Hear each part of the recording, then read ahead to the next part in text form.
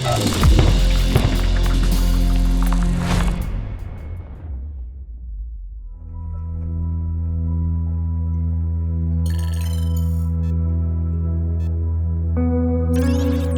exciting that we get to play for like a bigger goal than just playing tournaments for the sake of them. This is leading up to majors and TI in the end, so it's much more purposeful. I think what it does in general is that the matches are more anticipated for us, for the viewers. There's more preparation going into each match, you know, potentially more anti-stratting.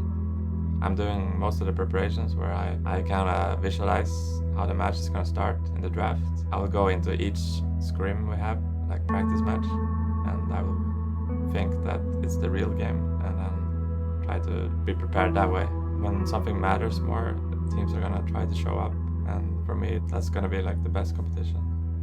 We're here to win every game, but even when we don't win it, we're just gonna get stronger and eventually we're gonna qualify for the major.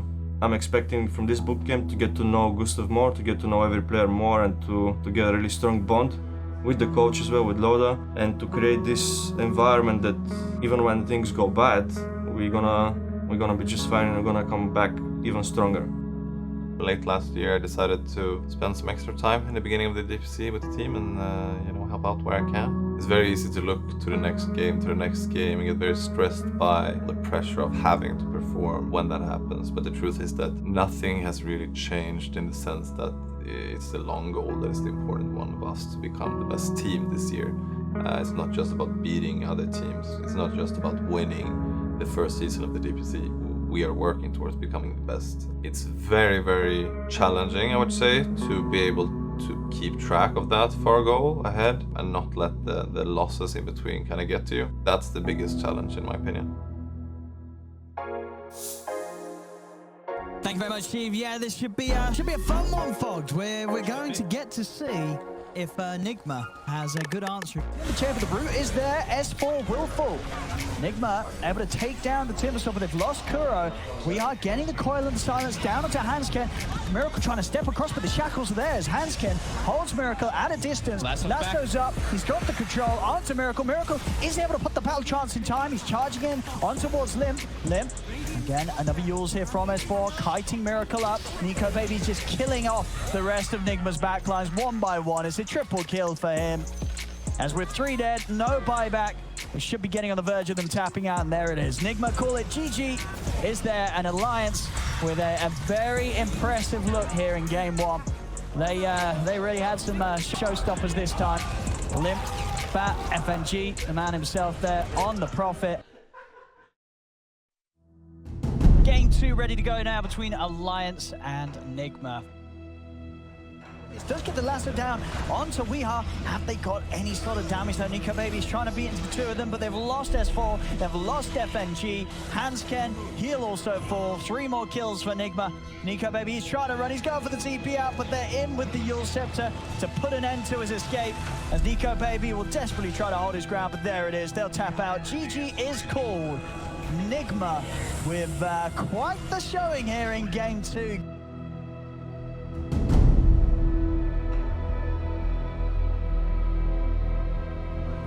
Limp past the BKB, Nico Baby just get him with the stun. The follow-up is there with the arrow, but it isn't long enough to hold him down, and they're indeed diving in. GH popping the ult deep in the fountain. Reincarnate pop, they're in for a second round onto him. Past the BKB, Nico Baby can't get back to the base though. He's dead and down for 2 minutes. This should be the closer, and it is indeed. GG is called as Nigma will take this game 3, and with that, the series is theirs, 2-1.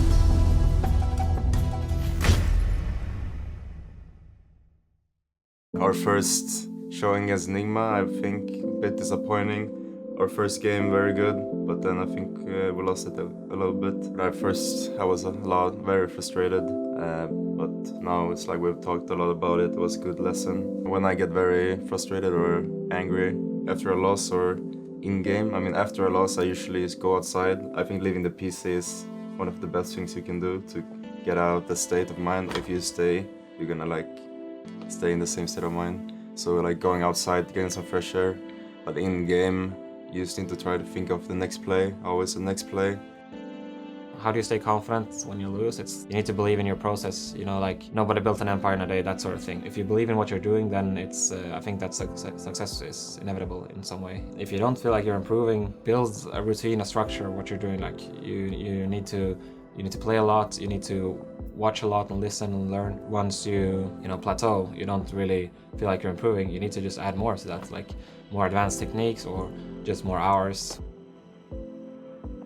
The food you eat, the exercises, all of this is connected to me. But obviously now we have a really good group of people and we support each other when like something bad happens. Obviously when you come here and you meet the boys, you see their reactions. It's way nicer than being home and just playing online. To reach the top in this DPC, you need to have maybe something special in your pocket that the other teams are not really doing. And you need a lot of confidence, because you might lose one match, but if you have big confidence, you can keep it up and win everything. Winning will give you confidence, and losing will do the opposite. But there is a way where you can stay confident, even though you're not winning everything, you know? You just have to be smart about losses. You really can't like put yourself down when you actually are right about something. I think setting goals is very important, and that's something you should do if you want to get better. They need to become winners. I think that they need to start understanding just how good they are, and there is for sure a different way you're acting, the way you look at things when you're a winner. It's not that you win all the time, but it's just that you know that you can win. And when you know that you can win, the game is never over. And I think that we are getting there. I think that's what I was happy about actually about our game versus Enigma, because we were quite a few thousand gold behind, but the way we were talking, the way we were playing, the way we were making decisions, it wasn't impacted by the fact that we were behind. We were playing correct Dota 2, and that makes me comfortable or confident, honestly. I want us to get to a place where we understand that everyone has different roles. It's always this weird balance of you're responsible for your own shit and he's responsible for his shit, but at the same time we're all responsible for everything. I don't really have any like routines like that. I try to work out 4 or 5 days if I can. Reading before bed I've started to do recently. It's actually quite nice after playing like 10 hours of computer games every day, so you can like relax your mind a bit. I think one good rule that we have is to take 1 day off every week so we don't kill each other. Consistency is the most important thing, I would say. Just if you do lose, you need to learn from it and not let it be in vain. Having a good atmosphere, like when things go bad, you just need to power through and do what you can and just, you know, grind it up.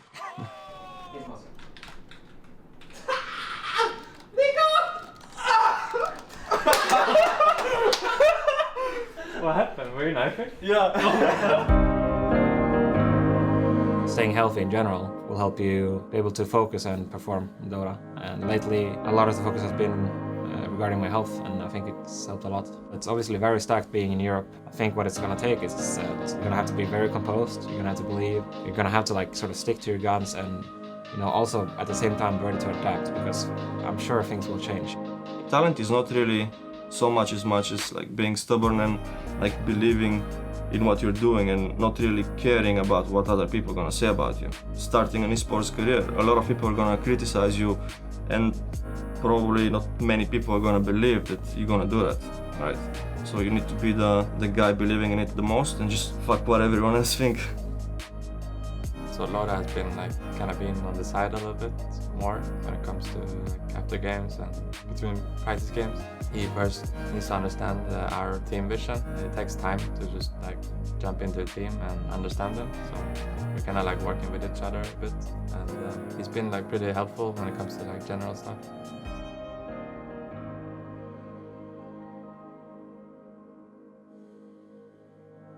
Obvious thing I want to see is we're gonna go to TI, wherever in the world it is, we are going to go to TI, and I genuinely believe that. I'm not stressed by this DPC, I'm not stressed by there only being 2 majors. Like, we will get there one way or another, I know that. The results, I mean, it comes down to ourselves. I obviously hope for a victory, but more than anything, I want our team to be good, and I want them to not have a fluke. result TI. I want them to, you know, be a strong, composed unit that nobody can doubt that they were deserving of winning.